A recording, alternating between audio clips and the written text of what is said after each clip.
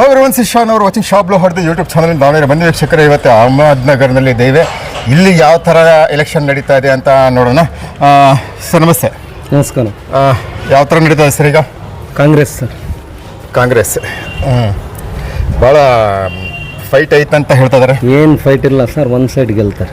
ಒಂದು ಸೈಡ್ ಗೆಲ್ತಾರೆ. ಮತ್ತು ಈಗ ಇಂಡಿಪೆಂಡೆನ್ಸ್ ಎಲ್ಲ ಬರ್ತಾ ಇದಾರಲ್ಲ, ಅವರೆಲ್ಲ ಒಂದು ಹೆಚ್ಚು ಕಡಿಮೆ ಒಂದು 5,000 ಓಟ್ ತೊಗೋಬೋದು ಎಲ್ಲರೂ ಸೇರಿ.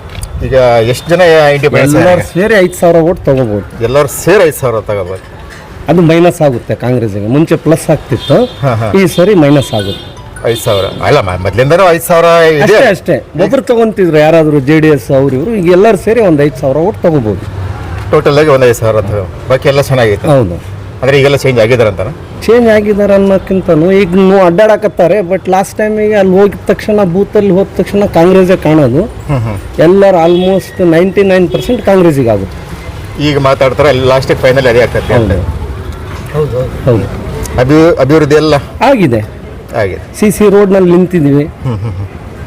ಆಮೇಲೆ ಮುಂಚೆ ಎಲ್ಲ ನಾವು ನೀರು ತರಕ್ಕೆ ಹೆಚ್ಚು ಕಡಿಮೆ ಬಾತಿಗೆ ಹೋಗ್ತಿದ್ವಿ ನಾವು ಎಲ್ಲ ಇದ್ದಾಗ. ಮಲ್ಲಣ್ಣವ್ರ ಮಿನಿಸ್ಟ್ರ್ ಆದಮೇಲೆ ಕುಂದವಾಡ ಕೆರೆ TV ಸ್ಟೇಷನ್ ಎಲ್ಲ ಅಭಿವೃದ್ಧಿ ಆದಮೇಲೆ ನಾವೆಲ್ಲ ನಮ್ಮ ಮನೆ ಒಳಗೆ ನಲ್ಲಿ ಟರ್ನ್ ಮಾಡಿದರೆ ನೀರು ಬರೋಂಗೆ ಮಾಡಿದ್ದಾರೆ. ಇನ್ನೂ 24 ಅವರ್ಸಿಂದ ಪೈಪ್ಲೈನ್ ನಡೀತಾ ಇದೆ. ಬಟ್ ನಿಮಗೆ ಸ್ಯಾಟಿಸ್ಫೈಡ್ ಇದೆ? ಇದೆ. ಅಜ್ಜರ್ ಆಲ್ಮೋಸ್ಟ್ ಎಲ್ಲ ಕೆಲಸ ಮಾಡಿ ಹೋಗಿದ್ದಾರೆ. ಮೊಮ್ಮಗ ಮುಂದುವರಿಸ್ತಾನೆ. ಈಗ ಮೊಮ್ಮಗ ಹೆಂಗಾಗಿ ಮತ್ತಿನ್ನದ್ರ ಇಂಪ್ರೂವ್ಮೆಂಟ್ ಆಗ್ಬೋದು. ಹೌದು, ಮಾಡ್ತಾ. ಸರಿ, ಓಕೆ, ಥ್ಯಾಂಕ್ ಯು ಸರ್. ನಮಸ್ತೆ. ನಮಸ್ತೆ ಸರ್. ಏನು ಹೇಳ್ತಾ ಇದ್ದೀರಾ?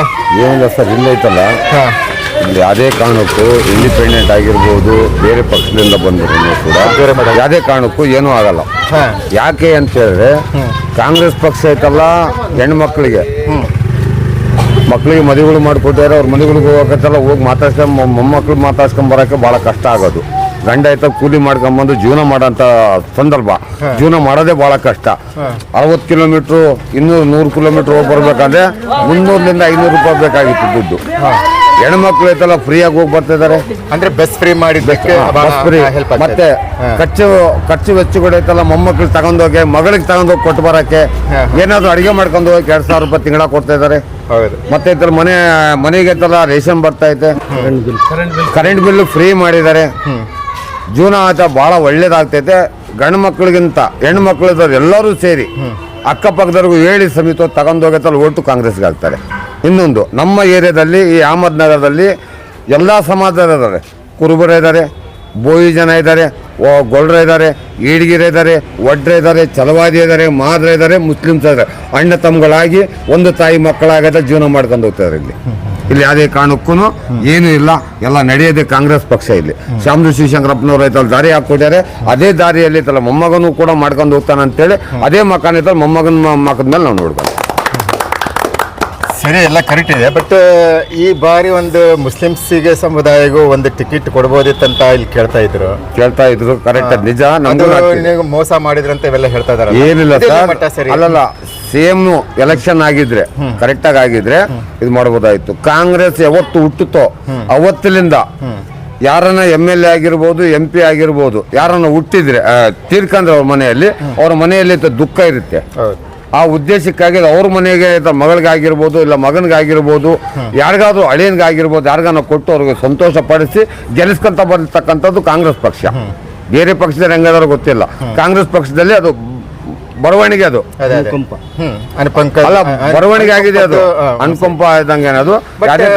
ಅದೇ ಕುಟುಂಬ ರಾಜಕಾರಣ ಆಗಬೇಕಾ? ಕುಟುಂಬ ರಾಜಕಾರಣ ಏನಿಲ್ಲ. ಸೇಮ್ ಎಲೆಕ್ಷನ್ ಆಗಿದ್ರೆ ಮುಂದಕ್ಕೆ ಯಾರು ರಾಜಕಾರಣ ಆಗ್ಬರ್ತಿದ್ರು, ಯಾರು ಕ್ಯಾಂಡಿಡೇಟ್ ಆಗ್ತಿದ್ರು ಗೊತ್ತಿದ್ದಿಲ್ಲ.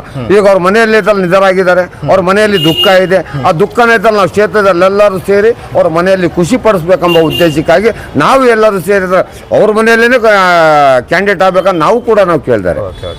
ಅಂದ್ರೆ ಬಹಳ ಜನ ಏನು ಅಪೋಸ್ ಇಲ್ಲ ಅಂತ ಹೇಳಿ? ಏನಿಲ್ಲ ಸರ್, ಏನಿಲ್ಲ. ತರ ಮನೆ ಅಂದಾಗೈತಲ್ಲ, ಒಂದು ಸೊಸಿಗೆ ಮಾಡ್ಕೊಂಬಂದಿರ್ತೀವಿ, ಇನ್ನೊಂದು ಸೊಸಿ ದೊಡ್ಡ ಸೊಸಿಗೆ ಮಾಡ್ಕೊಂಬಂದಿರ್ತೀವಿ, ಅತ್ತೆ ಮಗಳು ಅಂತ ಹೇಳ್ಬಿಟ್ಟು.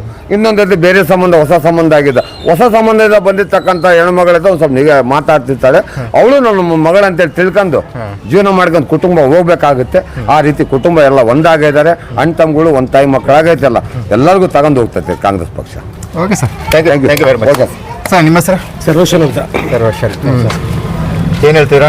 ಸರ್ ಏನಿಲ್ಲ ಸರ್, ನಾವು ಒಂದು 4-5 ದಿವಸದಿಂದ ಇಲ್ಲ ಸರ್ವೆ ಮಾಡ್ತಿದ್ದೀವಿ. ಎಲ್ಲರೂ ಇದರಲ್ಲೇ ಕಾಂಗ್ರೆಸ್ ಅಂತ ಇದೆ.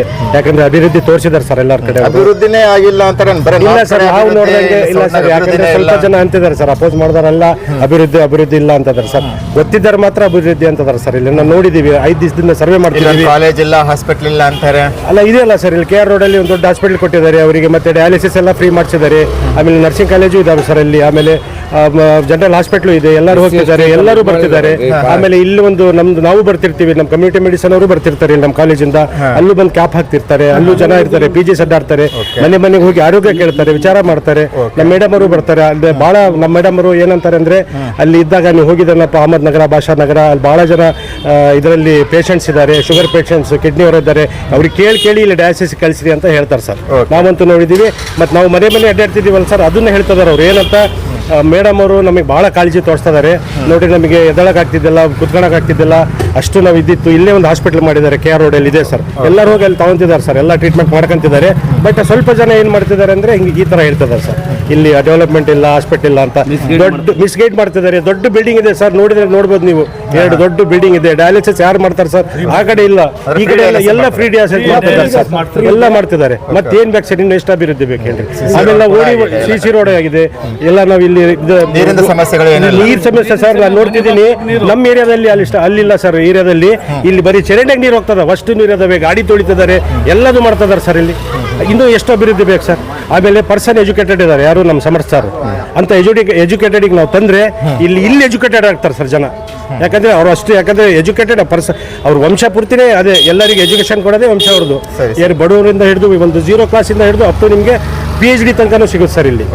ಆ ಥರ ಇದ್ದದಕ್ಕೆ ಅವರೆಲ್ಲ ನಮಗೆ ಒಳ್ಳೇದೇ ಮಾಡ್ತಾರೆ ಸರ್. ಅದು ಕೊಟ್ಟಿದ್ದು ಯಾವಾಗಲೂ ಸರ್ ಮುಸ್ಲಿಮ್ಸಿಗೆ ಮಾತ್ರ ಯಾವಾಗಲೂ ಆ ವಂಶ ಕೆಟ್ಟದ್ದು ಬಯಸಿಲ್ಲ ಸರ್, ಮುಂದೆ ಬಯಸೋದಿಲ್ಲ ಸರ್. ಇಲ್ಲಿ ಜನ ಹಂಗೆ ತಿಳ್ಕೊಂಡಾರೆ, ನಮಗೆ ಮೋಸ ಮಾಡಿದ್ದಾರೆ, ಹಂಗೆ ಮಾಡಿದ್ದಾರೆ ಅಂತ. ಬಸ್ಟ್ ಅವರು ಮುಸ್ಲಿಮ್ಸಿಗೆ ಭಾಳ ಪ್ರಿಫರೆನ್ಸ್ ಕೊಡ್ತಾರೆ ಸರ್. ನೋಡ್ದಂಗೆ ಯಾರಿಗೂ ಭೇದ ಭಾವ ಮಾಡಲ್ಲ. ನಾವು ಹೋಗ್ತೀವಲ್ಲ ಸರ್ ಮನೆಗೆ ಕೂತ್ಕೊಳ್ಳೋ, ಊಟ ಮಾಡೋ, ಎಷ್ಟು ಭಾಳ ಇದರಿಂದ ಇದು ಮಾಡ್ತಾರೆ ಸರ್ ಇಲ್ಲಿ. ಸರಿ, ಓಕೆ, ಥ್ಯಾಂಕ್ ಯು ಸರ್.